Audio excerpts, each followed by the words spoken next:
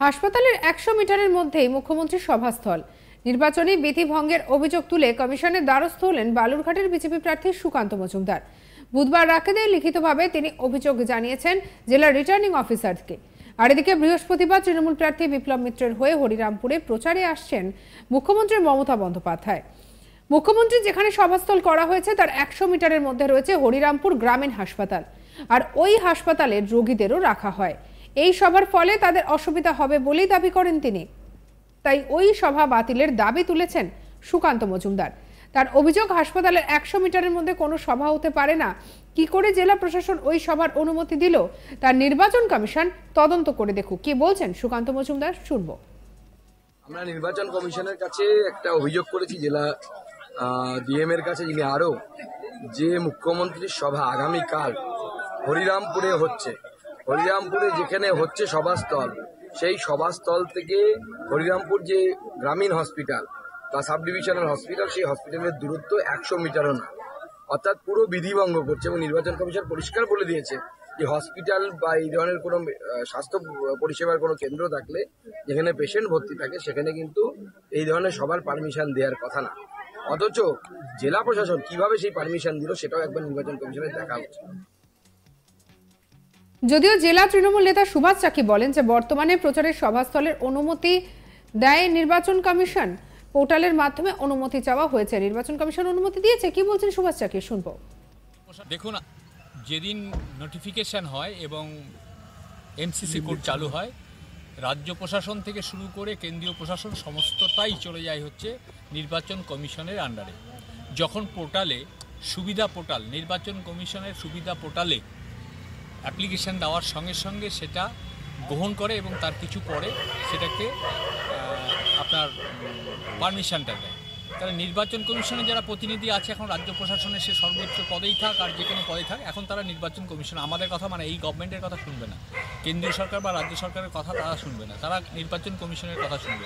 তাহলে তারা সব দিকটায় আইন শৃঙ্খলা থেকে শুরু করে ল অ্যান্ড অর্ডার থেকে শুরু করে যাবতীয় সব দিকটায় খতিয়ে দেখেই তারা পারমিশনটা দিয়েছে প্রথমত। দ্বিতীয়ত হচ্ছে যে প্রধানমন্ত্রী, মুখ্যমন্ত্রী, দেশের স্বরাষ্ট্রমন্ত্রী বা যারা স্টার ক্যাম্পেনেন, নির্বাচন কমিশনের বিধি অনুযায়ী যারা স্টার ক্যাম্পেনেন তাদের জন্য কিছু নির্বাচন কমিশনের কিছু ছাড় আছে। আমি সঠিকভাবে বলতে পারবো না। এসব সমস্ত দিকটা খতিয়ে দেখেই নির্বাচন কমিশন সুবিধার মাধ্যমে, পোর্টালের মাধ্যমে পারমিশনটা দিয়েছে। সুতরাং সুকান্তবাবু কি অভিযোগ করলো সেটা আমাদের কাছে বড় ব্যাপার নয়। নির্বাচন কমিশনের তরফ থেকে সুবিধা পোর্টালে পারমিশনটা আছে কি না অনারেবল চিফ মিনিস্টারের মিটিংয়ে, হ্যাঁ। আর দ্বিতীয়ত হচ্ছে ওনার কেবল আজকে পেপারে বেরিয়েছে 16টা ফৌজদারি কেসের আসামি, এরপরে অনেক 16টা কেসের আসামি, হ্যাঁ। ওনার বিরুদ্ধেও আমরা অভিযোগ আনতে পারি, কিন্তু ওনাকে আমরা নাম দিয়েছি অধ্যাপক ডক্টর সুকান্ত মজুমদারের পাশাপাশি ডক্টর অভিযোগকারী। আর এ নিয়ে আমাদের কালিক মৃদুল হরের কি রিপোর্ট দেখাবো। বালুরঘাট লোকসভা কেন্দ্র রাজ্যের মধ্যে হট সিট। বালুরঘাট লোকসভা কেন্দ্র ইতিমধ্যেই স্বরাষ্ট্রমন্ত্রী অমিত শাহ এখানে সভা করে গেছেন। গতকাল প্রধানমন্ত্রী নরেন্দ্র মোদী বালুরঘাটে এসে সভা করে গেছেন। পাশাপাশি তৃণমূলের তরফ থেকে মমতা ব্যানার্জিও এখানে সভা করে গেছেন, অভিষেক ব্যানার্জিও সভা করে গেছেন।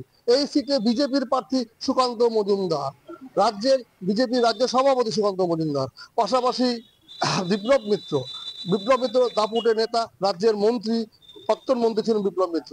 ফলে এই সিট যে লড়াইটা হাড্ডাহাড্ডি লড়াই হচ্ছে সেটা দেখে বোঝাই যাচ্ছে। এবারে গতকালকে প্রধানমন্ত্রী সভা করে যাওয়ার পরে আগামীকাল প্রোগ্রাম আছে এখানে মুখ্যমন্ত্রী সভার কয়েক ঘন্টা আগে সুকান্ত মজুমদার নির্বাচন কমিশনের কাছে অভিযোগ জানিয়েছে যে সভাস্থলে কালকে মুখ্যমন্ত্রী সভা করবেন, ঠিক তার উল্টো দিকেই হরিরামপুর গ্রামীণ হাসপাতাল। এই গ্রামীণ হাসপাতাল প্রায় 100 মিটারের মধ্যেই বসে।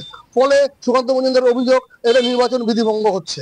পাশাপাশি দেখার বিষয়তে যে কালকে মুখ্যমন্ত্রীর সভাস্থল পরিবর্তন হয় কিনা। তৃণমূলের তরফ থেকে বলা হয়েছে যে আমরা পোর্টালের মাধ্যমে আবেদন করেছি, সেই পোর্টাল আমাদের আবেদনে মঞ্জুর করেছে, তো সেই জন্য সভা করা হচ্ছে। আর জেলাবাসী তাকিয়ে আছে যে কালকে মুখ্যমন্ত্রীর সভা কি ওখানে হয় নাকি সভা চেঞ্জ করে অন্য কোনো জায়গায় নিয়ে যাওয়া হয়।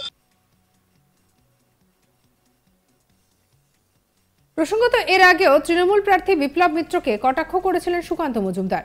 মোদির ঝড়ে সব উঠতে চলেছে, এরপরে জামা কাপড় সব উড়ে যাবে, রাজনৈতিকভাবে এরা উলঙ্গ হয়ে যাবে। মোদিজি তো এখনো কার্পেট বোমা ফেলা শুরু করেনি, এলে পরে এমন ঝড় সুনামি উঠবে যে তৃণমূলের সব উড়ে যাবে। তৃণমূলকে কটাক্ষ করে বিস্ফোরক মন্তব্য করলেন বিজেপি নেতা। তিনি রীতিমতো হুঁশিয়ারি দিয়ে বলছেন যে মোদিজির কার্পেট বোমাতে তৃণমূলের সব উড়ে যাবে।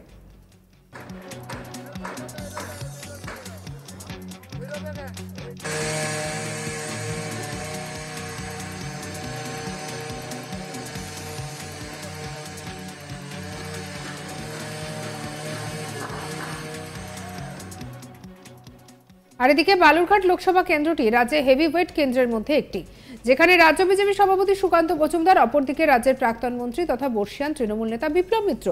লোকসভা নির্বাচনে প্রচারের ময়দানে ঝড় তুলেছেন দুজনেই। দক্ষিণ দিনাজপুর জেলার হিলি থেকে হরিরামপুরে দাপিয়ে প্রচার করেছেন দুজনেই। সুকান্ত মজুমদার বলেন যে 10 বছর সন্দেশখালী আফগানিস্তান হয়েছে, 10 বছর সন্দেশখালীতে মমতা সরকার সন্ত্রাসের রাজত্ব কায়েম করেছিলেন। সেই সন্ত্রাসের বাঁধন ভেঙে সাধারণ মানুষ বেরিয়ে পড়েছে। এখনো তো মোদিজি কার্পেট বোমা মারা শুরু করেনি, মোদি ঝড় শুরু হয়নি। মহুয়া মৈত্রের উদ্দেশ্যে সুকান্ত মজুমদার বলেন যে রাজমাতাকে চেনেন না তাতে বুঝলাম, কিন্তু সারদা মা এবং ডাকাত রানীকে তো চেনেন নিশ্চয়ই। কি বলছেন সুকান্ত মজুমদার, শুনবো।